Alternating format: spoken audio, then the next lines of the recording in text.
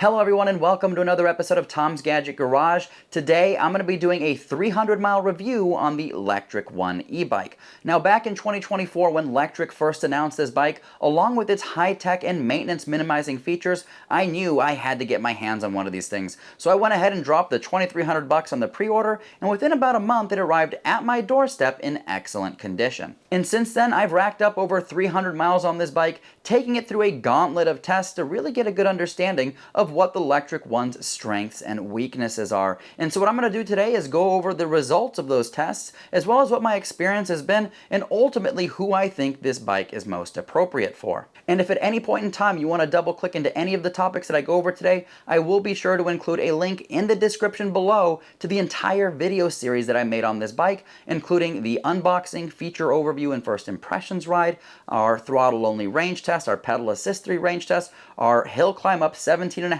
miles of mountain roads. All of that you'll find in the description below. And if at the end of this you want to pick up one of these bikes, if you use my link to make the purchase, it absolutely helps support this channel and keeps the wheels moving on future reviews. So, without further delay, let's jump into the details. Alright folks, so the first category that we're going to be looking at today is portability. And when you first look at the Lectric ONE, you'll immediately notice that it's got a relatively small form factor, which is going to come with a couple benefits. Number one, this bike is relatively lightweight at just 55 pounds without the battery. That means it's going to be pretty easy to lift this thing up onto a bike rack, or if you do it like I did when I first started testing this bike, I actually folded down the seats in my little compact SUV, my Mazda CX-5, and I loaded the bike into the trunk on its side. I didn't have to remove any wheels or anything like that. I just loaded it on its side, and that was it. And that's a huge benefit of having a bike like this. Now, if, quarters are a little bit tighter, you do have the ability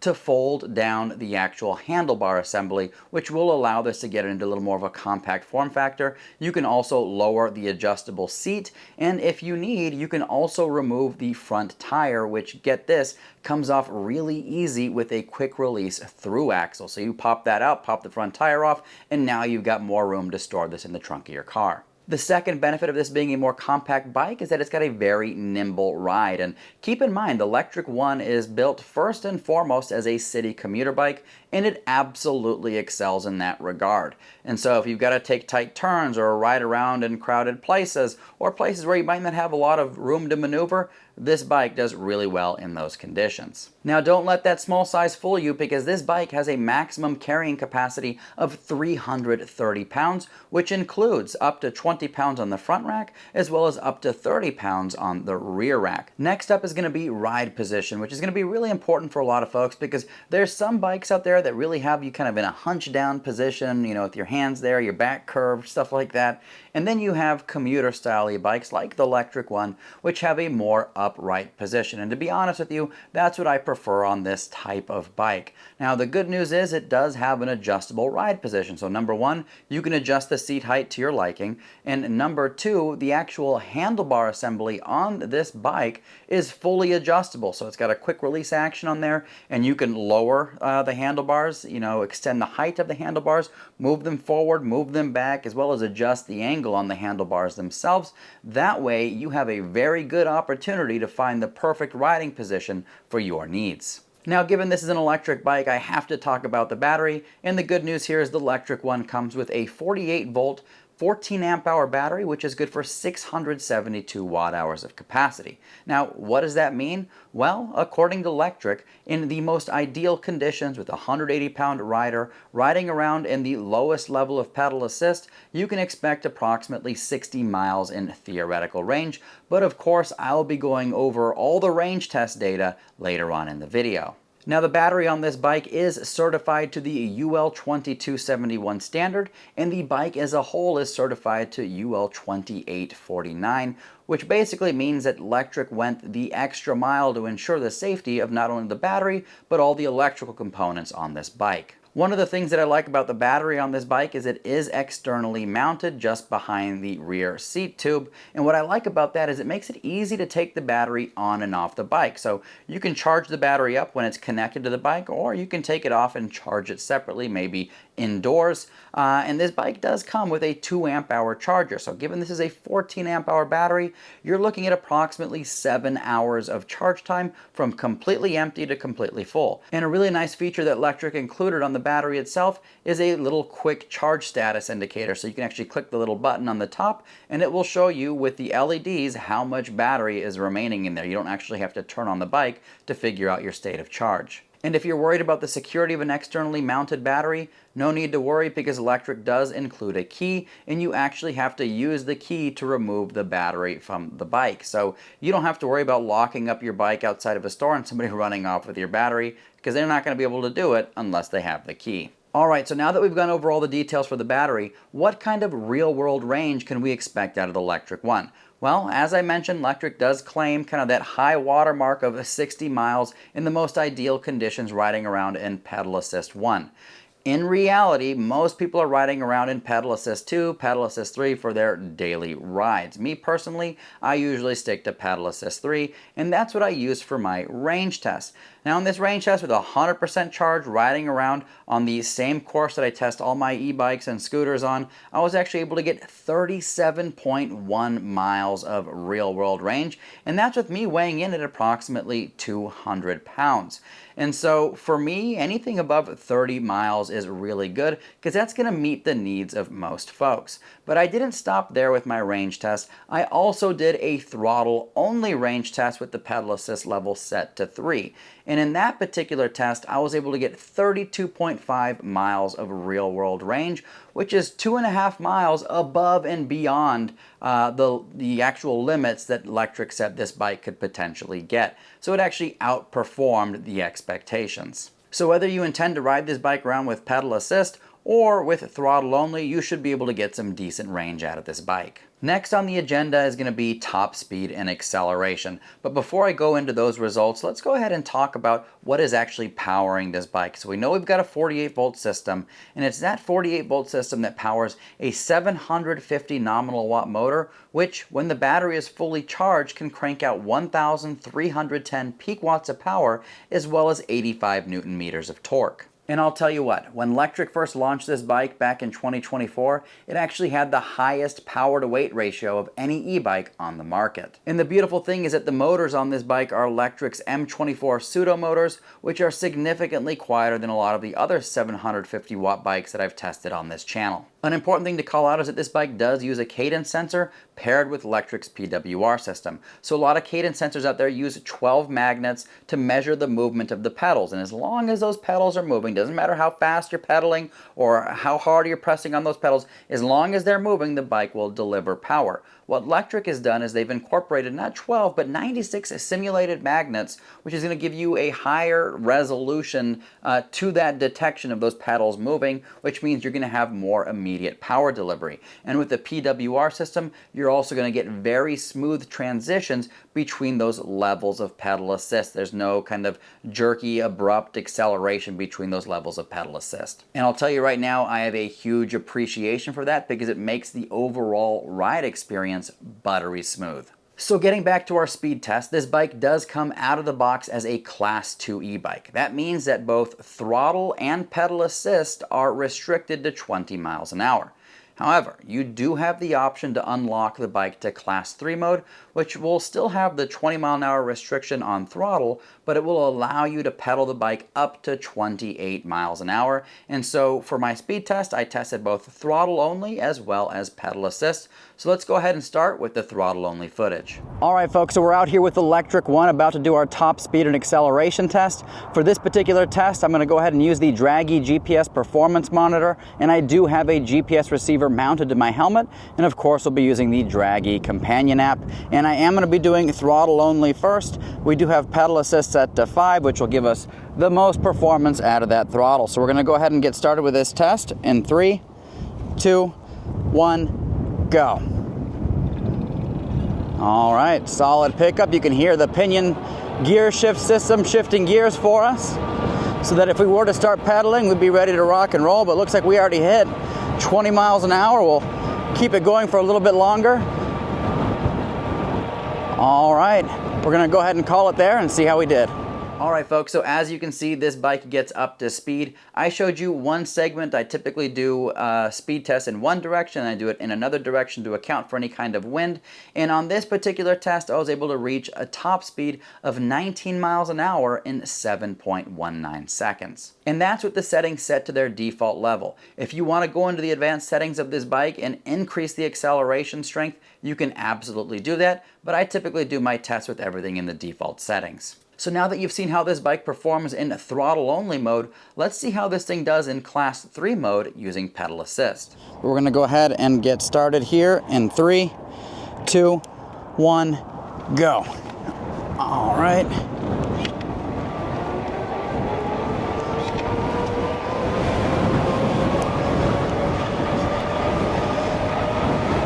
All right, we are officially out of gears. Looks like the screen's showing 28. We'll let it hold for a moment, and we'll go ahead and call it there. All right, so yet again, that was one leg of the two legs that I do for all of these tests. And when I combine those two, average out the data, I was able to hit a top speed of 27 miles an hour in 13.24 seconds. As you can see, this bike gets up to speed in a hurry. The motor is relatively quiet compared to other e-bikes that I've tested. And it's buttery smooth and very easy to handle. There's no kind of wobble or jitters or anything like that with this bike. It is rock solid. The next thing that we're going to be looking at today is by far the most standout feature of this bike, and that is the Pinion 6-speed gearbox. And I'll tell you what, it's this very gearbox that made me purchase this bike in the first place, because it's typically something that you see on significantly more expensive e-bikes. And somehow, some way, Lectric was able to get this on a bike that costs around $2,300. Something that you're going to find on most e-bikes out there is a rear derailleur. And that derailleur is what's responsible for shifting gears on your bike. And with those derailleurs come the need for maintenance, because sometimes they can kind of get out of whack and you get some funky shifting and you have to go play around with limit screws and all that fun stuff. With the Pinion gear shift system, all of your gears are located in a centralized gearbox. And with the C16i Pinion gearbox, you have 6 gears to choose from. And one of the beautiful things about this setup is you can switch gears while you're riding, while you're stationary, or when the pedals are under load. Now, I've tested a lot of e-bikes on this channel, and one habit that I've found really hard to break is ensuring that I shift down to the appropriate gear when I come to a stop. I can't tell you how many times I came to an intersection, completely stopped just to realize that I was in the wrong gear. Now, if your bike has a throttle, you can use that to get going, but if you use the pedals, it's going to be quite a bit of a laborious effort to get going until that motor kicks in.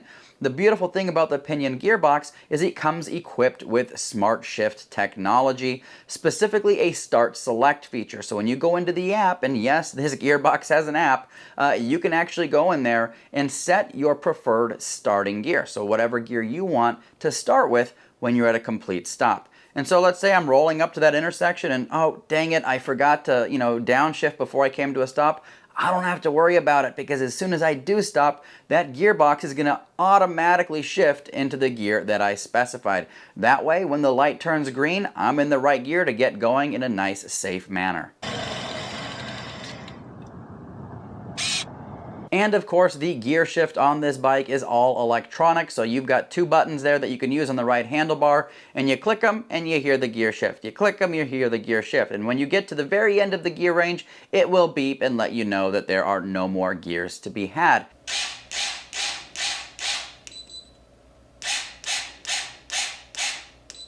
Another feature of the Smart Shift system on this gearbox is what's called pre-select, and that's basically code for automatic shifting mode, which is what I use every single time I ride this bike. And so basically when you enable this feature, you can actually set a target cadence, and the bike is going to always ensure that you are in the appropriate gear for the kind of cadence that you specify. So I think by default it's set to 50. So if your cadence is 50 and you start going above and beyond that, it's automatically going to shift up a gear so that you can, maintain that cadence.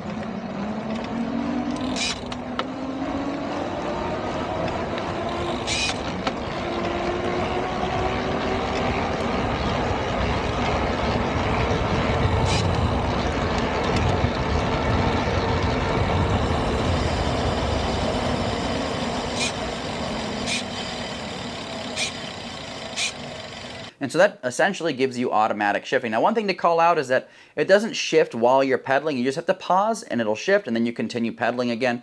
Takes a little bit to get used to, but it is second nature for me at this point. Now, taking a look at the drivetrain on this bike, it does come equipped with the Gates carbon belt drive system, which is huge for minimizing maintenance. You don't have to worry about noisy, greasy chains or anything like that. You've got your belt drive, which lasts, I think, something like 18,000 miles. And you can even use the Gates Carbon app and, give your belt a little fling there, and you'll hear the tune, the app will hear the tune at least, and tell you whether or not there's enough tension in that belt. So overall, really good for reducing maintenance. So as I mentioned, this pinion gearbox has 6 internal gears, which connect to the drivetrain via a 39-tooth front cog and a 24-tooth rear cog. Overall, I'm very happy with the gearing on this bike. I personally like cruising around at about 17 to 19 miles an hour, and the gearing is perfect for that kind of riding. I would say anything below 20 miles an hour. Once you get above 20 miles an hour, you will have a higher cadence, and you don't really see ghost pedaling until you get to the upper 20 miles an hour. And ghost pedaling is that situation where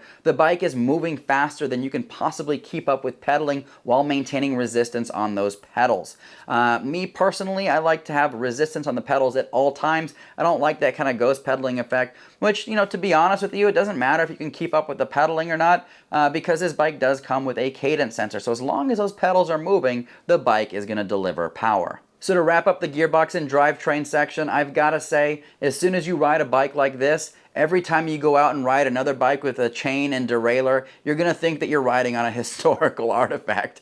And that is not a knock on those bikes at all whatsoever. It's just the pinion gearbox system on the Lectric One is just that good. Next up on the list are going to be the brakes, which in my opinion are as important as the power and the gearbox and all that stuff, because as much fun as it is to go ride around, you've got to come to a stop. And in many cases, you want to be able to make sure that you can stop quickly and in control. And the beautiful thing about this bike is it comes with 180mm rotors both in the front and the rear, as well as hydraulic brakes, which provide more than sufficient stopping power. So what I'm going to do right now is play a clip of those brakes in action. Go.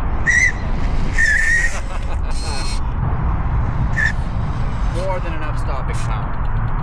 Go. As you can see, this bike has 0 issues getting to a stop. The brakes are very strong, and just keep in mind that if you pull them really hard, you will be able to lock out the tires, which is never really a good thing, because when you lose traction, you're essentially losing control as well as stopping power. So when it does come to, stopping abruptly, you want to make sure that you do so without breaking traction. And with this bike, with the hydraulic system, you have very good control over those brakes. And I didn't just test these brakes on flat ground, I also rode this bike up a mountain, which I'll be getting to in my hill climb section, but once I got to the top, of course, I had to get back down. And there are sections going down that windy mountain road where I was hitting 30 plus miles an hour, and it's in those conditions that you want to make sure that you have a very good brake setup. And that's exactly what I had with this Lectric One. So as I was mentioning, I took this bike up a mountain. I actually rode it up Phoenix's South Mountain, which is a grueling bike ride all the way to the top. There's actually 3 lookout points up there that I try and get to with all the bikes that I tested out. And this bike had no issue at all whatsoever getting to the top. The highest level of pedal assist that I used on that particular ride was pedal assist 4, and I still had multiple gears to spare. So if things, did get a little tougher, I could always go into pedal assist 5 and leverage, some additional gears that I had available to me. But I didn't need to do that, because this bike, with its 750 nominal watts of power, 1310 peak watts of power, and most importantly, 85 Newton meters of torque, it made relatively easy work of that hill climb. So on that particular ride, riding all the way up to the top, to the 3 lookout points and coming back down, that was 17.2 miles of total distance that I covered. And a lot of that is grueling hill climb. Of course, on the way down, that's the fun part. You cruise, you don't have to put in a lot of effort. Overall, it was about 1,800 feet in elevation gain. And by the end of it, I still had 50% battery remaining in the tank. So if you live in a place with lots of hills, even particularly steep hills, you should be able to tackle those without issue on the Lectric One. One of the questions that I often get around this bike is whether or not it has a comfortable ride. because one of the things that you won't find on this bike is a suspension. It's got a rigid front fork, no rear suspension. What it does have is those 20-inch by 2.5-inch fat tires, which you can adjust the air accordingly, you know, which could help soften the ride a little bit. But overall, I found it to be very comfortable. I think one of the big factors with a bike that doesn't have a suspension is going to be the seat comfort. And I'll be honest with you, the seat on, you know, most of Lectric's bikes isn't my cup of tea. The standard Lectric seat just isn't comfortable for me. Now keep in mind that what's uncomfortable for me might not be uncomfortable for other people. We're all built differently. Some people might find the standard Lectric saddle to be very comfortable. Me personally, I swapped them all out with Cloud 9 seats. I have no affiliation with Cloud 9 seats at all whatsoever, but Cloud 9 does make really nice, comfortable seats. And so on most of my bikes, I will swap those out with a Cloud 9 seat, which has a really good amount of cushion in there, which helps reduce some of the impact. You could also get a suspension seat post for additional added comfort, but me personally, I found that, you know, having the Cloud 9 seat is more than sufficient to make for a nice, comfortable ride. Another thing to remember with this bike is that it is a city commuter bike. It is designed for well-paved surfaces, but you can ride it on nice, smooth, hard-packed dirt. I did a lot of that on my range test. Next on the list is going to be lighting, and if you do a lot of riding around at night, this is going to be an important section. And me personally, I do most of my riding in the night hours, and which might sound strange because all the videos I post are mostly during the daytime, but I typically rack up hundreds of miles on my bikes before I come out with a comprehensive review like I'm doing today. And so I ride around a lot at night. And the nice thing about this bike is it does come with that, you know, fender mounted front headlight, which does a decent job of illuminating the path ahead. In terms of the rear lighting, you do have a tail light and brake light, and I think those are sufficiently bright to get other folks' attention. So if you do want to add additional lights to the bike, you can absolutely do that. Sometimes if I'm going to be riding around, you know, particularly late at night, I'll wear a lighted vest. That way other folks can see me, because it's not just about how much you can see, but also how visible you are to help ensure that you're as safe as possible in those conditions. And last but not least is going to be the display on this bike. And what's really nice is that Lectric basically provides you with all the information you need when riding your bike on a beautiful color display, which also has a USB port under it so you can charge up your devices while you're on the go. On the screen, you're going to see things like how much battery you have remaining, represented by a battery bar at the top. You're going to see your speed. You're going to have your trip meter, your odometer, your trip timer. You're going to have your voltage, which is the most accurate way to gauge how much, you know, juice you have remaining in the tank. You're going to be able to look at real-time wattage, amperage, as well as estimated range remaining. And on the screen, you'll also see when you enable cruise control, you'll see a cruise control icon. You'll also see the headlight icon when you turn on the lights. And all of this is displayed on that, once again, beautiful color screen. All right, folks, so now that we've gone over all the details of this bike, what are some things that I think could use some improvement? Number one is going to be the kickstand. Now the kickstand is strangely mounted on the left-hand side of the bike, because when you roll the bike backwards with the kickstand extended, that pedal will bump into that. And so I think it's a really unfortunate place to put a kickstand.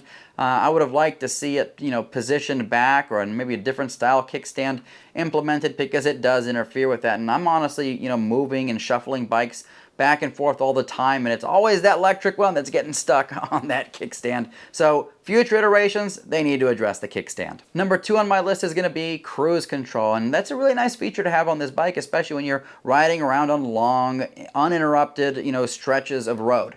But the way you've got to engage cruise control with this bike is you can only be engaged with the throttle. You can't do it with pedal assist. And you have to hold that throttle at a certain speed while also pushing the minus button on the control pad. And you got to do this at the same time and hold it.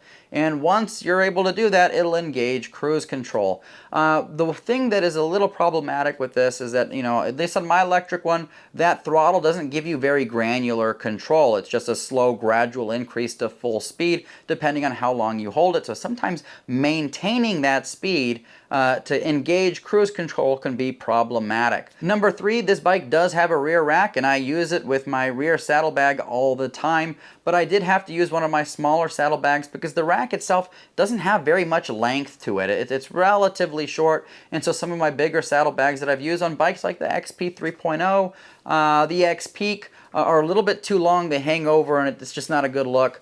And so just know that the rack on this is a little bit shorter, so you're going to have to use a shorter saddlebag, not some of the regular ones you might use on some other bikes. So thinking through all of my experience with this bike and all the results of our testing, I think that's going to cap off the list of cons, because literally everything else about this bike I absolutely love. And I'm going to be blunt with you. This is my favorite e-bike. This is the one bike that I've tested, of all the bikes I've tested on this channel, that I keep going back to time and time again, because the overall ride experience is very refined. You know, with the nice smooth gear shift, with the 6-speed gearbox with the automatic shifting, it absolutely spoils me. And it's just an overall very enjoyable bike to cruise around town on. The small stature makes it portable. It's not excessively heavy or anything like that. And so if I do have to pick it up and move it around a little bit, I'm never having an issue with that at all whatsoever. So do I think the Lectric One is a good buy? Absolutely. Do I think it's going to be the best bike for everybody? No, I don't. If you're looking for a city commuter bike, right, and you're not, you know, hell-bent on having a suspension, but you're looking for a nice upright riding, you know, e-bike that's got very smooth operation and got creature comforts like automatic gear shifting and all that fun stuff, the Lectric e-bike is a very good option to consider. Now let me know if you have any questions, comments, thoughts, concerns. Happy to address those in the comments section below. And if you do want to pick up one of these bikes, I will include an affiliate link below, and if you use that to make your purchase, it absolutely helps support this channel and keeps the wheels moving on future reviews. So thank you in advance for that. And as always, thank you so much for tuning into Tom's Gadget Garage. We'll see you next time.